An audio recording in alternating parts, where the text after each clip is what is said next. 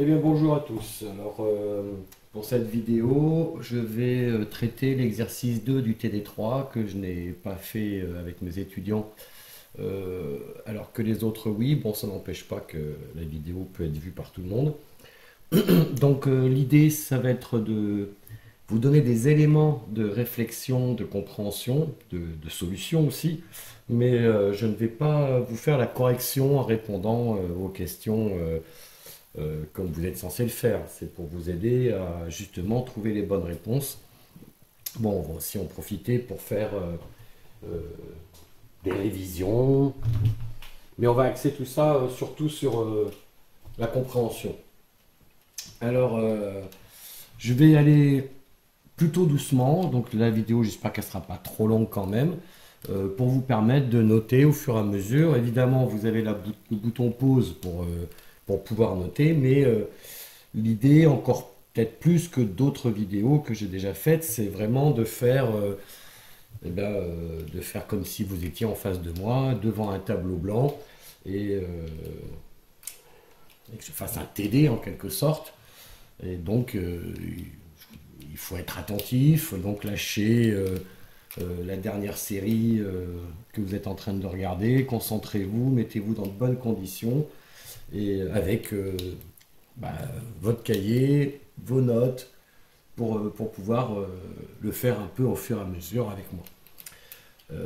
Et puis ensuite, évidemment, il est conseillé, de la même manière que vous avez en ligne des cours et des supports de cours et d'exercices, euh, de le refaire, de tenter de refaire cet exercice sans utiliser de correction sous les yeux ou de vidéo en même temps d'ici quelques jours pour voir si vous avez assimilé correctement ce que l'on veut vous faire comprendre. Alors donc dans cet exercice, en réalité, vous l'avez remarqué à la page en dessous, euh, nous sommes en train d'analyser le schéma qui est utilisé dans l'étude EREA pour réaliser le fameux filtre qui va permettre de récupérer uniquement les graves du son. Donc il est composé de plusieurs morceaux et au départ on vous demande de vous intéresser à la partie centrale. Alors quand même j'ai envie quand même de parler de ce schéma qui est sous vos yeux. La première chose, c'est on se dit qu'on est débutant, qu'on est étudiant, j'y suis passé, hein, donc je sais bien ce qu'il en est. On voit tout ça et on se dit bah, où je commence, où je finis, comment je me débrouille. Alors en fait, ça c'est typiquement le genre de montage qu'on n'analyse pas en une seule fois, c'est pour ça qu'il est découpé dans l'exercice. Et là on vous aide, puisqu'on vous dit regardez un morceau, trouvez les autres morceaux ensuite pour les assembler. Bon, quand on n'a pas d'éléments, ou même si on a ces éléments, on peut se dire pourquoi faire ça comme ça. Alors en fait, tout ça est une question de quadripôle.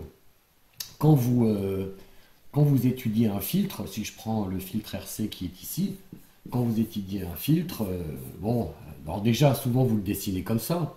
Les profs font un petit peu mieux parce qu'ils mettent une masse ici. Évidemment, tout ça est trop simplifié. Quand on n'a pas l'habitude, ça perturbe. Euh, il y a un fil ici et le montage n'a de sens que s'il y a un courant qui peut circuler. Et donc déjà ce qu'on nommait à chaque fois, c'est que s'il y a un courant qui peut circuler, c'est que ce truc-là est branché sur un générateur de tension parfait. Un générateur de tension parfait. Et que nous, on va étudier ce morceau-là, on va l'étudier et le calculer comme si, enfin en supposant qu'il est obligatoirement attaqué par un générateur de tension parfait et qu'il est branché sur une charge infinie, qu'il consomme un courant nul. Enfin, qu'il fournit, pardon, un courant nul. Et c'est l'histoire de quadripôle, hein, tout ça. Et donc, l'objectif, quand on a un montage assez étoffé, c'est d'essayer de voir si on ne peut pas le couper en morceaux, de telle manière que quand on prend un morceau isolé, donc un morceau où on suppose qu'on va faire le calcul avec un générateur de tension parfait en entrée et un courant de sortie nul, eh bien il faut que lorsque ce montage est réellement utilisé dans l'ensemble, il faut être dans les mêmes conditions. C'est pourquoi on va couper le montage en plusieurs morceaux en essayant de repérer dans cette petite usine à gaz les endroits où un courant est nul, ce qui permet de casser le montage, de l'étudier séparément et d'avoir un comportement réel qui sera identique lorsqu'il est en vrai connecté à l'ensemble. Et bien sûr, ici, comme le courant d'entrée de l'AOP est nul, ça veut dire qu'on peut casser ici. Voilà, je le calcule tout seul, ça ne change rien quand il est branché en réalité sur le montage. Et on vous a déjà appris que la sortie d'un AOP pouvait être considérée comme un générateur de tension parfait, ici. Donc je peux casser le montage ici aussi.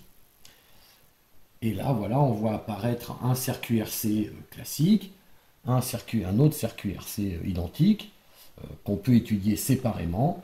Et ici, entre les deux morceaux que l'on a ouverts, on reconnaît un montage.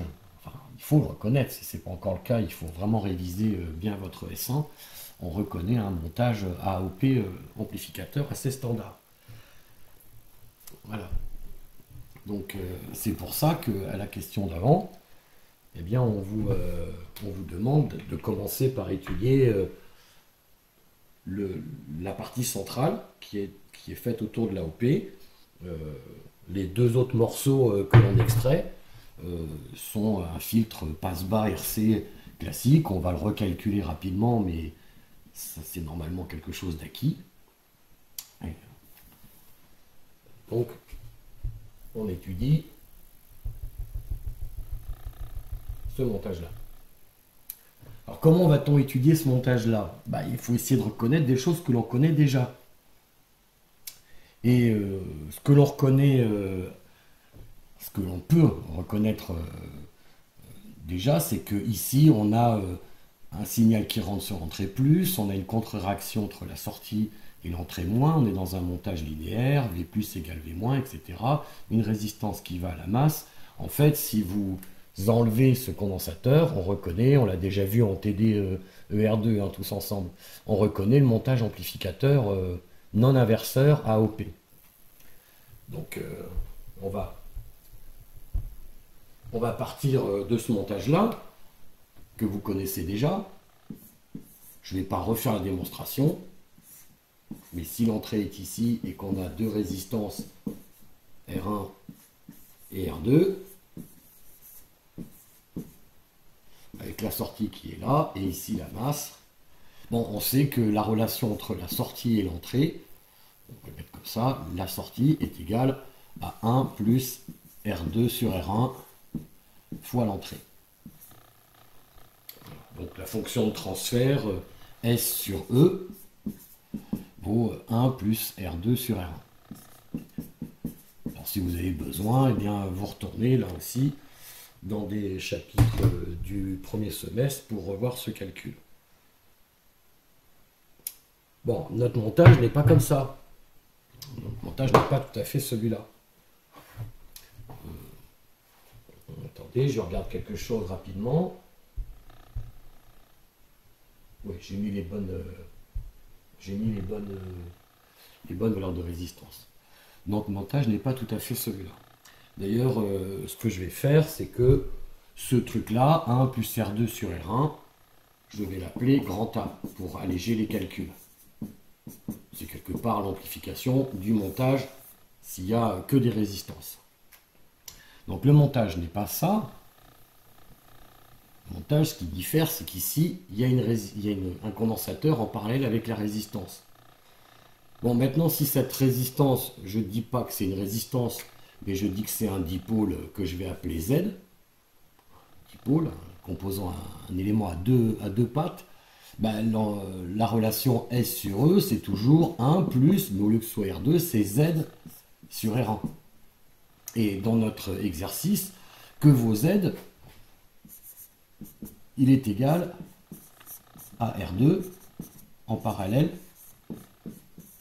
avec le condensateur C. Il s'appelle bien C, ce condensateur C1, oui C1, il s'appelle C1.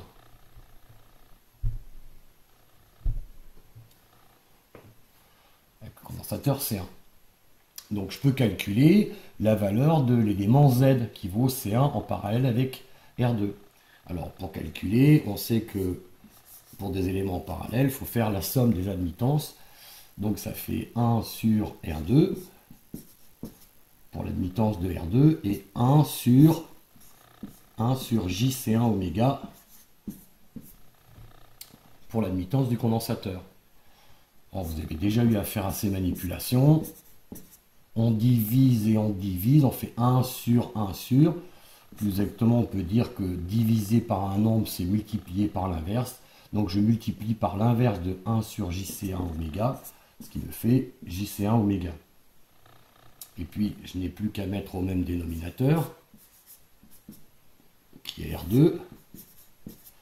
Et ça me fera 1 plus J R2 C1 oméga. Et donc Z est l'inverse de ça. R2 sur 1 plus J R2 C1 oméga. Voilà la valeur de Z. Conclusion, ma relation entre S et E, c'est 1 plus Z sur R1 avec Z qui vaut ça. Voilà. Vous faites pause si vous faut un peu de temps pour noter ou pour refaire le calcul des différentes étapes. Donc je vais le réécrire ici, Z. Voilà, donc là c'est même pas des mathématiques, c'est du petit calculatoire. On remplace Z par son expression et la fonction de transfert de ce montage, S sur E, vaut 1 plus, et ça me fait R2 sur R1 facteur de 1 plus J R2 C1 oméga. Alors, ça, voilà, je le remplace, ça fait bien ça. Bon, cette forme n'est pas très facile à interpréter, à analyser. Il faut essayer de se mettre sous des formes canoniques et sous des formes connues. Les formes connues, c'est quand on a du K sur 1 plus J oméga sur oméga C, par exemple. Hein. Donc il faut essayer d'avoir des trucs avec cette structure-là. Il peut y en avoir en bas, au dénominateur, et puis on peut en avoir aussi en haut, c'est ce qu'on va voir. Il va y avoir un numérateur avec aussi cette structure en 1 plus. Alors comment je vais faire? Évidemment, pour faire apparaître des formes canoniques, je vais mettre tout au même dénominateur. Le dénominateur commun sera R1, facteur de 1 plus J R2 C1 oméga. On peut croire que ça devient un petit peu lourd, parce que évidemment au numérateur, maintenant j'ai R1, facteur de 1 plus J R2 C1 oméga, plus R2, en mettant au même dénominateur. Alors qu'est-ce que je vais faire de tout ça? Je vais mettre sous forme canonique. Donc ici, si je développe mon numérateur, je me retrouve avec R1 fois 1, R1. Terme constant ici aussi, je vais mettre à côté, plus R2, plus J, puis j'ai R1 fois R2, C1 oméga. Le tout qui utilise toujours la même chose en bas. Donc, bon, déjà en bas, on voit que on a quelque chose qui est de la forme canonique, standard. Et puis au numérateur, bon, il y a un peu beaucoup de monde. Alors comment on va s'en dépatouiller? Je vais effacer une au-dessus. Comment on va s'en dépatouiller? Eh bien, il va falloir mettre en facteur le terme constant pour faire apparaître à nouveau un 1. C'est-à-dire qu'ici, je vais mettre en facteur R1 plus R2. Ce qui va me donner R1 plus R2. Et si je le mets en facteur, il va y rester 1. Je redéveloppe ça fois 1, ça fait bien ça. Et forcément,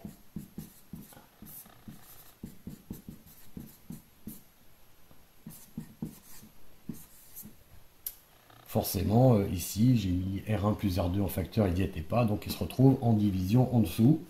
Et ici, je retrouve R1. Et là, je vais retrouver 1 plus J R2 C1 oméga. Voilà ma fonction de transfert, écrite de manière complète, un petit peu lourde peut-être, mais c'est ce qu'on obtient.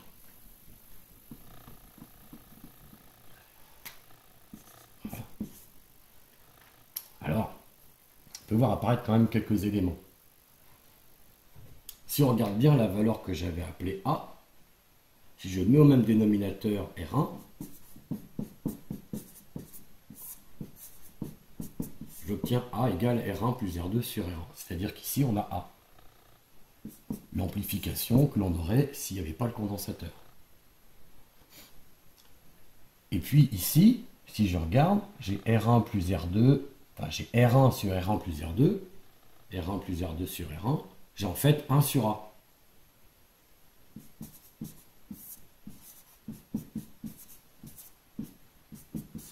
On est d'accord, c'est bien 1 sur A. Donc là, finalement, ça, je peux l'écrire comme étant égal à 1 plus J. Le R2, je le laisse dessus. Et puis ce R1 sur R1 plus R2, je le remplace par 1 sur A. Donc ça fait R2 que divise A.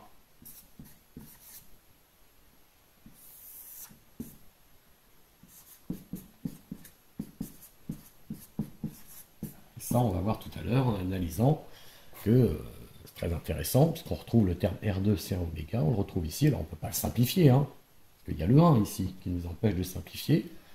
Mais on voit cette espèce de redondance que l'on a au niveau des constantes. Et d'ailleurs, on pourrait très bien écrire ça aussi en posant, je vais effacer ici pour faire un peu de place. Hein, si on pose oméga 1, on va l'appeler. Si oméga 1, je dis que c'est 1 sur R2C1. D'accord, R2C1 qui est ici. À ce moment-là, mon filtre, ma fonction de transfert,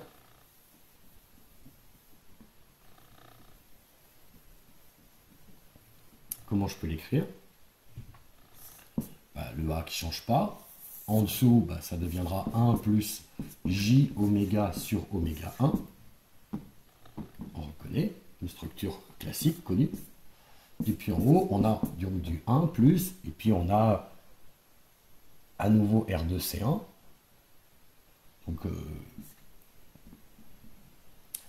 Donc je peux écrire ça sous la forme J oméga sur A oméga 1. Voilà. Je peux très bien dire aussi que A oméga 1, je vais l'appeler oméga 2, une deuxième pulsation de coupure.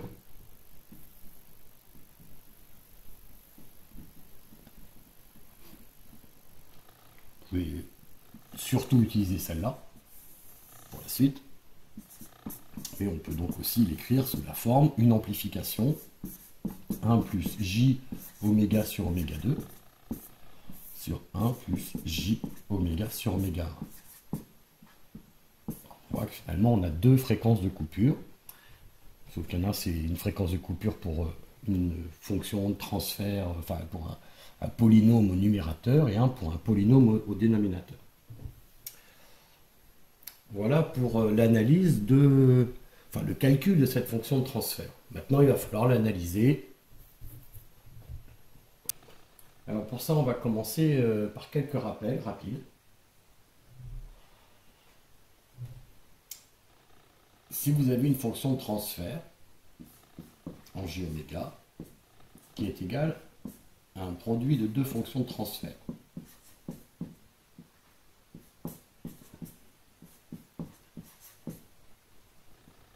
Lorsqu'on veut faire un diagramme de Bode, on a besoin de déterminer d'abord le module d'une fonction de transfert. Et en maths, le module d'un produit de deux nombres complexes, ce sont des nombres complexes, c'est le produit des modules.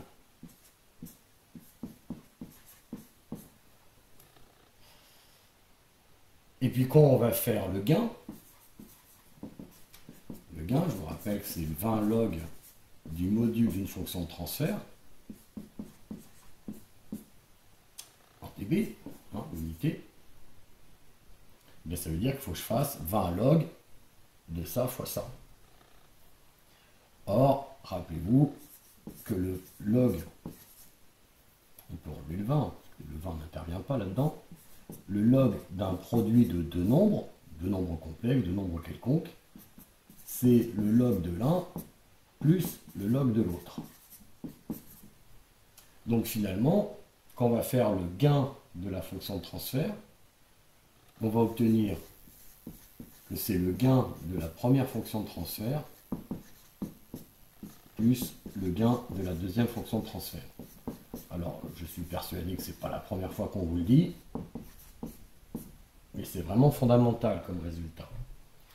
Puisque ça veut dire que quand je vais faire les diagrammes de Bode, lorsque je vais faire le diagramme de Bode d'un produit de deux fonctions de transfert, eh bien en fait, il me suffit pour le gain de faire la somme en gain de l'un et plus la somme de l'autre, du gain de l'autre. On a la même chose pour les phases. Si on cherche la phase d'un nombre complexe qui cite une fonction de transfert, eh bien la phase, ça aussi on voit en maths cette propriété, la phase d'un produit, c'est la phase du premier nombre plus la phase du deuxième nombre. Là aussi on a une addition. Donc de la même manière que pour le gain, la phase de la fonction de transfert TS sera égale à la somme de la phase de la fonction de transfert T1 plus la phase de la fonction de transfert T2. Conclusion, on pourra donc faire facilement des bodes de fonctions de transfert qui sont composées de plusieurs éléments au produit en raisonnant en somme pour le gain, en somme pour la phase. Alors on va reparler un petit peu du diagramme de Bode élémentaire que vous avez déjà vu. Alors on vous en a montré plusieurs. On en verra par la suite. Des encore plus simples que celui qu'on va étudier. La fonction de transfert qui s'écrit sous la forme 1 sur 1 plus j oméga sur oméga c. Ça va être un peu notre clé d'analyse. Donc le diagramme de Bode en gain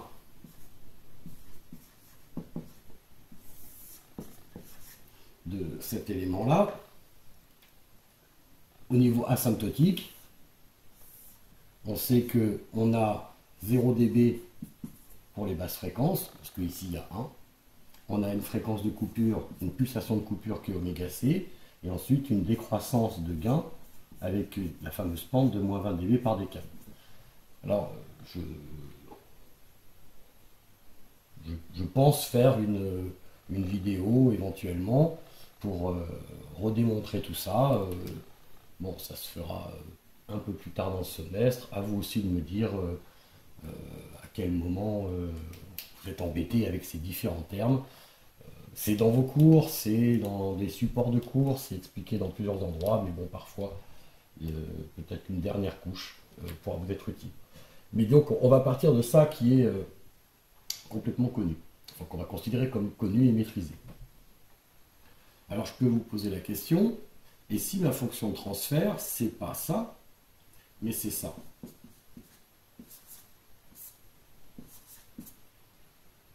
C'est ça la fonction de transfert. Et ici, elle vaut ça, et puis ici, j'en fais une autre qui vaut ça. Bon, je vais l'appeler T1, celle-là, je vais l'appeler T2, celle-là. Et là, bah, c'est pas la même fonction de transfert, donc c'est pas le même diagramme de Bode. Cependant, est-ce que je peux pas déduire la valeur de cette fonction, le diagramme de Bode de cette fonction de transfert à partir de celui-là? Alors d'ailleurs, je n'ai pas fait la phase, excusez-moi. La phase, là, c'était pour T1. La phase de T1, c'est là aussi tout besoin de démonstration, ça veut dire des révisions ou un rappel individuel s'il y a besoin. Voilà, très importante. Cette phase aussi, on a tendance à la zapper. Donc la phase, elle, en basse fréquence, en asymptotique aussi, ce que je fais en rouge chez les asymptotes. En asymptotique, on considère qu'elle est nulle. Quand on est inférieur à oméga C, la phase est nulle. Quand on est supérieur à oméga C, la phase est à moins 90 degrés. Bon, le gain réel, on sait que c'est les asymptotes, donc la vraie courbe, elle est égale aux asymptotes quand on est en très basse fréquence, asymptote basse fréquence, elle est égale à l'asymptote en très haute fréquence, et entre les deux, elle est égale ni l'une ni à l'autre, elle décroît avec le fameux moins 3 dB à oméga C. Science où ceci n'est valable que pour un premier ordre. Et puis ici, la vraie phase, bon, elle est nulle en basse fréquence, elle est bien égale à moins 90 en haute fréquence, et en vrai, elle décroît régulièrement de l'un à l'autre, et ici, on est très exactement à moins 45 degrés. Tout ceci sont les résultats fondamentaux à connaître. Donc, j'ai l'un, maintenant, est-ce que je ne peux pas trouver l'autre à partir du premier? Le log de 1 sur A, c'est moins le log de A. Parce qu'en fait, le log d'une division, c'est la différence des termes. Log de A fois B, c'est log de A plus B. Log de A sur B, c'est log de A moins log de B. Et bien évidemment, ici, ce qu'on peut remarquer, c'est que la fonction de transfert T2, c'est l'inverse de la fonction de transfert T1, ou vice-versa. C'est l'inverse de la fonction de transfert T2. Et donc, puisque entre les deux, on a un inverse, ben ça veut dire que le gain de lui, de T2, c'est moins le gain de T1. Que la phase de T2, c'est moins la phase de T1. Exactement pareil, mais en changeant de signe. Oui. Conclusion. Eh bien, l'asymptote de T2 maintenant, comment est-ce qu'elle va être? Elle est nulle, parce que si je fais 0 ou moins 0, ça fait toujours 0 de valeur. Par contre, la pente était de moins 20 dB par décade, donc pour T2, je change le signe. Le gain, au lieu de diminuer, il va augmenter. Et je me retrouve avec une pente de plus 20 dB par décade. Et pour la phase, pareil, 0, quand je fais moins 0, ça fait toujours 0. Par contre, quand je fais moins 90, ça fait plus 90. Bon, je ne vais pas dessiner les courbes réelles, elles sont exactement symétriques les unes des autres. Et pour T2, je vais donc obtenir en asymptotique une phase qui finit à plus 90 et non plus à moins 90. Ok?